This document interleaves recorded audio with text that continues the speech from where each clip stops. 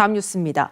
우리 기술로 만든 초음속 전투기 KF-21이 공중급유 시험 비행에 성공한 데 이어 2028년까지 40대가 처음 생산될 예정입니다.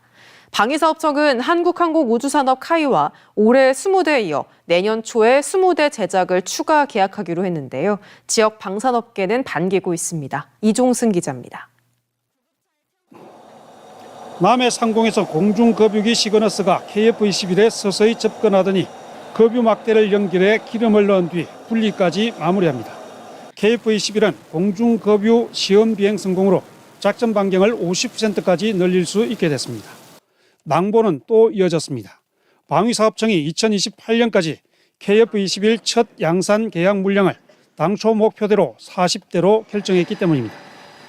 다만 무장 검증이 끝나지 않았다며 초도 물량을 20대로 줄이라는 국방연구원의 권고를 반영해 첫 생산 물량 40대는 유지하되 제작 계약 시점은 분리하기로 했습니다. 제작업체인 카이와 올해 6월 20대 계약에 이어 내년 1월 초에 추가로 20대 제작을 의뢰하는 이른바 20+20 방식입니다. 첫 20대가 공대공 무장 검증 등을 통과하면 예정대로 20대를 추가 계약하지만 그렇지 못하면 연기될 가능성은 남아 있습니다.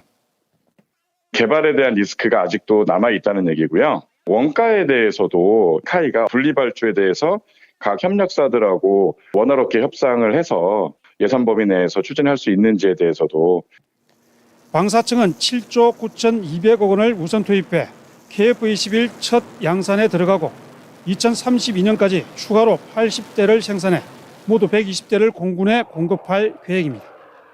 불확실성이 남아있긴 하지만 최초 계약 물량이 40대로 결정됨에 따라 카이와 협력업체들은 기대감을 표시하고 있습니다.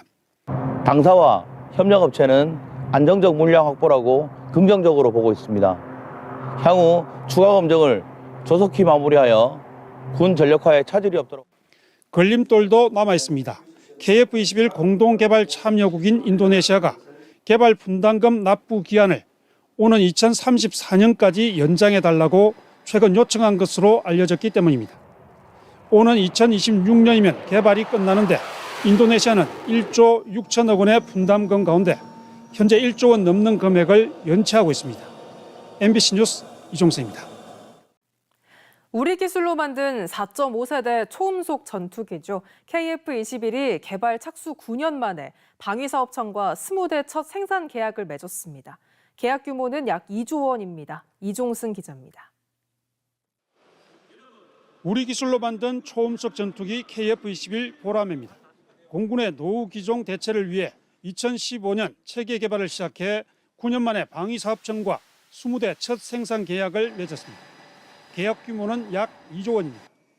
KF-21은 2022년 7월 CJ 1호기 시험 비행을 시작으로 올해 3월에는 공중급유 비행에 성공했고 공대공 유도 발사 등으로 임무 영역을 확장해 나가고 있습니다.